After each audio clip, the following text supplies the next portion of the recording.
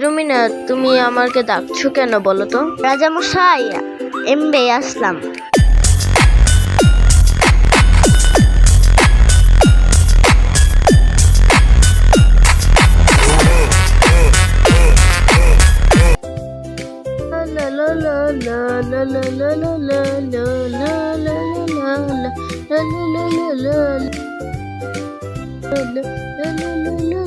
রুমিনা, তুমি আমাকে ডাকছো কেন বলো তো? রাজামশাই, এমবে আসলাম।